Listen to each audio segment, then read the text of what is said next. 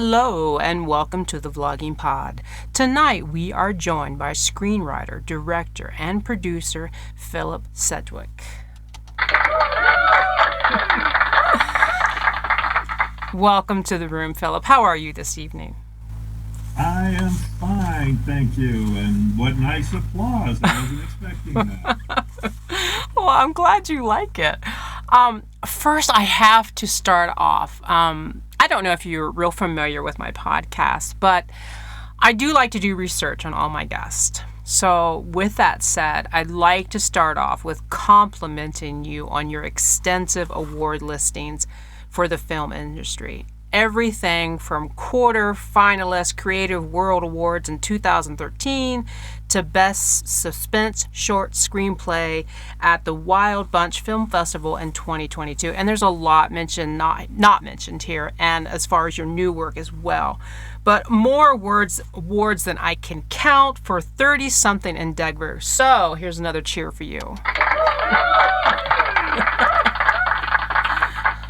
Well, thank you. You know, it's always great to be selected for a film festival.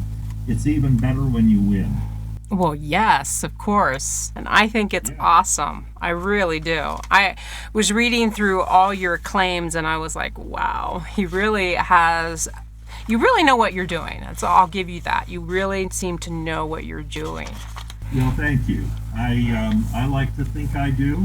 And, you know, some days it feels like that more than it does other days. Whenever you're in production, you'll have a day where everything is just flawless and well greased, and it's like, oh man, this is gravy. And the day you can't put your feet on the ground correctly. Oh, I fully understand that. Not in the same sense as the film director, but I understand as far as what I do on this side of the mic. So talk to me about, and I'm going to use your phrasing, so please forgive me, herding of cats. a small play on your words in an interview done last year, as in reference to how the film industry can be fraught with all sorts of complications. Can you elaborate? I'm sorry, a little tongue tied, to our listeners on that? Well, it's the kind of thing where when you're on set, there's a lot of things to manage. You know, the director is trying not to micromanage, but, you know, the producer will be out of earshot and, you know, you'll be saying, you know, I need that guy with the drone to be over here. I need this person over here to do this. And, you know, things just get all confused and spread out and all of that kind of thing. And there are things that happen, for instance, when we shot the last film, Meteoric, we were out in the desert, and it was a very windy day. It was very bright. The sound guys were trying to sync up the mic receivers and transmitters, and they couldn't see the digital display. It was so bright. Oh, wow. So that was something that we hadn't figured that we were going to put in. Wow. So, you know, we had to juggle around that, and we did, and that was good ultimately. I mean, we got there, but it took a little doing. Huh. Well, so when you talk about getting everything together, since you're working with such a large, vast on what do you call it? On set. There's the word. On set. Tell me about the scheduling. How hard is it to get everything niched, to get everybody in place for the right timing? It's very hard. It's the kind of thing where one person will decide they're going to go touch up their makeup, another person needs another bathroom break. You know, trying to get everybody there at the correct time is a bit of a challenge.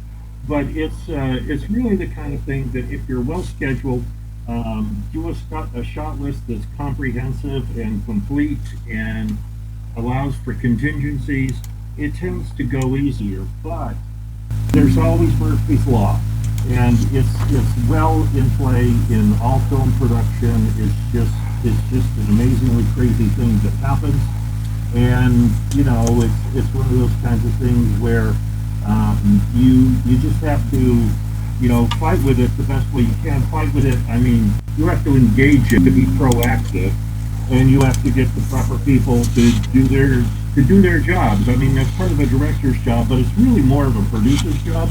The director is trying to stay focused on, the filming, but on a smaller production, on a lower budget production, sometimes people are in double capacity.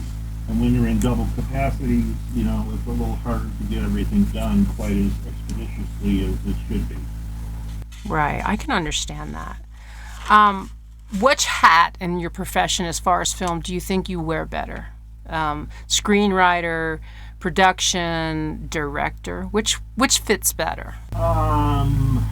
Well, probably screenwriter because I've just been doing it for so long. And it's the kind of thing where I know what I want to say, I communicate it, I write a script, I leave places, I put kind of like psychic tabs on my screenplay where my gut doesn't feel right as I'm writing it. And then I go back to that particular part later and rework it. So, that's a pretty comfortable process for me. The directing is relatively new, but I love working with actors. That's actually my favorite thing. And when they deliver the performances that they get the scene, I mean, that's ecstatic. Right. That nails the other. No, I'm better at screenwriting, but I'm getting better directing. Right. Well, that's awesome. So in your 30s, you started writing the Great American Novel. Explain to us how this made you make the leap from writing to the film industry. Well, what happened is I had this idea I was going to write a novel that was going to change the world because of all of the enlightenment that was contained within it. A friend who is a screenwriter, and I was about 300 pages into my novel, and she showed me a screenplay, which was at the time 115 pages was standard, and she showed me that, and I looked at my stack of papers and was like, wow, that's like 3 times thicker. And I asked her 2 questions like, how possible is it to get a screenplay made? It's about the same. The odds are similar to publishing a novel if you don't self-publish. And it's a little like in film writing, you write a screenplay and it's like, well, you want somebody to make your movie, make your own damn movie. That ends up happening sometimes. Right. But that was why I decided to go into the screenwriting, and I really liked the format. I didn't know when I started writing if I could write, and I knew I could write novels, but I didn't know if I could write screenplays. So back in the day, I entered by the Academy of Motion Picture Sciences, the fellowship that they have. So I sent the first draft of the second screenplay I ever wrote to them, and I placed a support finalist. And that was it. Once that happened, and they said, you're, this number out of X number of screenplays and all, it's like, I'm going to do this. Screenwriting, they'll say, well, do you have a treatment? And the screenwriter is thinking, why don't you read the screenplay? A treatment is actually written like a novel. It's more of a traditional narrative form. And it's not something, a whole different mindset to write like that than it is to write a screenplay. So, I would prefer that people read the screenplay as opposed to something else I wrote to describe it, because that's really hard to do. But at any rate, long story short, that's how I made the leap from, more narrative writing into screenwriting.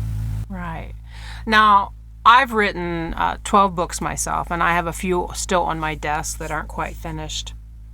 So, and I had a guest on last week who actually is a screenwriter as well, and I was asking her about the difference. Can you explain to our listeners how it differs as far as writing a screenplay in an example to writing a novel?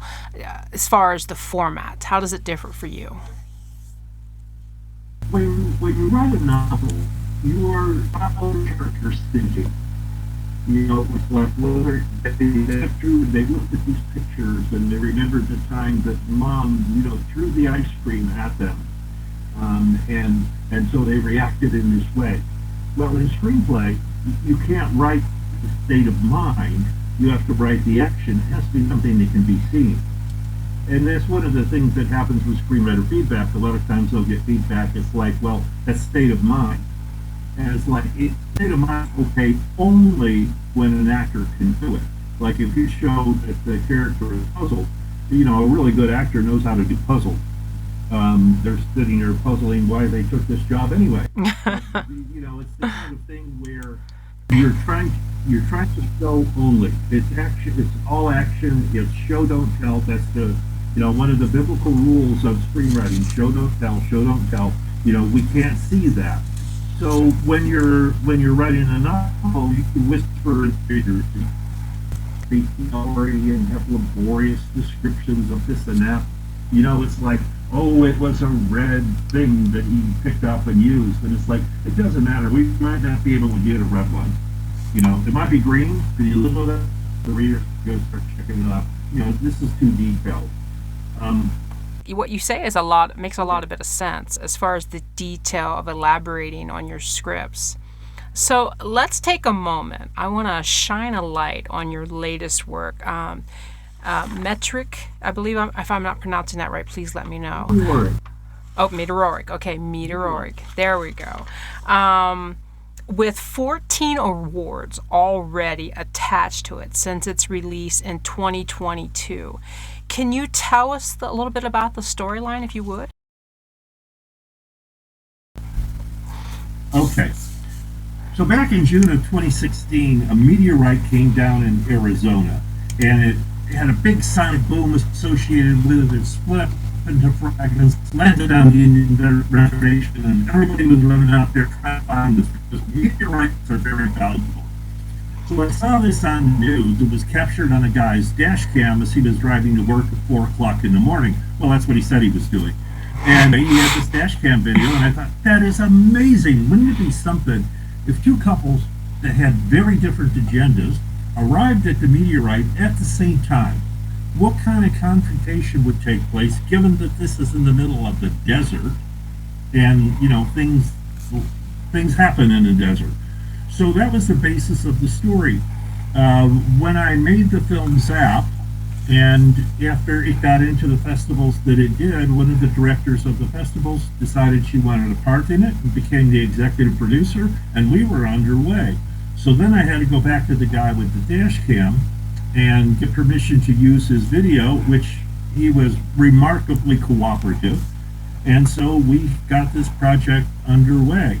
And in the story, what happens is both the guys have an agenda of they want to cut up the meteorite for one reason. One guy's an astronomer, he wants to cut it up for an analysis. There's a cowboy, and he wants to cut off a hunt to make a beautiful gemstone, which you can make out of meteorites, so that he can give his girlfriend a proper engagement ring. So the guys have the agenda of doing something destructive to the meteorite, and both the women want to preserve it. So when they get together at the meteor, well, I can't tell you that. We're still in the festival circuit. You'll have to catch it at a film festival near you, and wait till it comes out on streaming after that.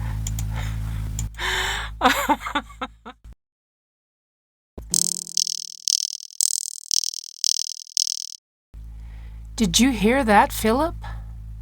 Could be the alien. It could be. I'm telling you, there's a script right there. There probably is. Yeah, I've written a few alien things along the way, but yeah. I did get, when I was reading, so I didn't include it in my questions, but just because we're talking aliens, there was an interesting name that I ran across that you were talking about. You had went into a restaurant and you came out and you saw a cactus that was in neon, and you called it Neon Cactus for a film. Am I correct on that, or am I getting it messed up a little bit on that? No, you're correct on that. It was a Mexican restaurant, and I had enjoyed several cervezas, and I came out, and there was a gift shop right next to the restaurant, and in the window was this neon lamp that was a saguaro cactus. And I said, hey, there's a neon cactus. That would make a good script title. Well, that ended up becoming a script title. That was actually the script that did very well in the Academy Foundation's competition. And it's a story that's based on a true incident that I seem to recollect. It's about healing wartime post-traumatic stress and in a multi-dimensional way. And the guide for this guy to heal this wartime post-traumatic stress that he has is one of those big, tall cactus creatures like we have out here. Wow. Wow, Yeah. that is a Those lot. cactuses. Yeah, if you go out and actually hang out with a cactus, you'll think things that are not the normal things that you think. And so you've got to control the. I can imagine. I might need a few tequila shots for that. Well, guess where tequila comes from? Excuse me. As we dive in deeper into your films, let's discuss your directional debut, which I have to say is Zap. Tell us about the film and your experience as its director. Well, one night during the pandemic, I had a dream about an astronomer doing a podcast, and he was not having the technical issues we're having. That's outside. With a telescope pointing at the center of our galaxy, and he was talking all of these facts and marveling about astronomical. So he got this enormous, huge, and he set it up, and he started mosquitoes. Well, every time zapper zapped a mosquito, it gained energy, like a black hole does when it's the matter of things. And so the zapper keeps getting bigger and bigger. The comes with things. This astronomer is noticing he's going on and on into it. And then some bugs come on him and they swarm at him and they drive him backwards and he steps into the aura of the bug zapper and zap. He's taken into another dimension. He disappears just like the bugs. Wonderful. I dreamt that. And we'll have to say that that's the movie. So I submitted this, which is a great festival. It won that year's competition. And my partner Leslie said, you know what, we're making this film. It was during the pandemic. We shot at night. Everybody was masked up. We did a lot of good prep work. We shot the film. It was like 6 minutes long. It turned out great. We got into 55 film festivals around the world. And I was doing a lot of praying that these other movies have had. It was a flawless shoot. It was so flawless, we have a pack of coyotes that hang out where we live in Arizona. We're kind of in a neighborhood, but the neighborhood, our land has desert terrain on it. There are coyotes all over the place.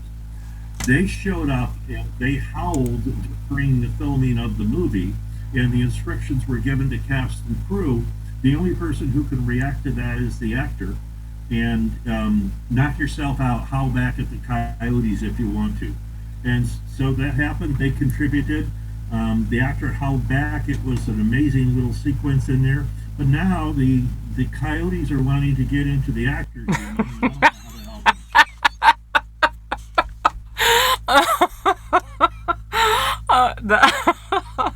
I just felt. Yes, I felt that something was coming for that. Right. I want to thank you so much for being on the program this evening. Even though we've had a little bit of technical issue, I want to thank you so much for being on. You've been a fabulous interview, and I would love to have you back anytime you're willing to give us time. I want to thank our listeners. Thank you so much for being with us every evening. So please come back again, would you, Phil? Absolutely, no problem. Just ask me. I mean, I'm always happy to talk. Wonderful. Thank you so much. To everyone, have a great evening. We'll talk to you next time. Bye-bye for now.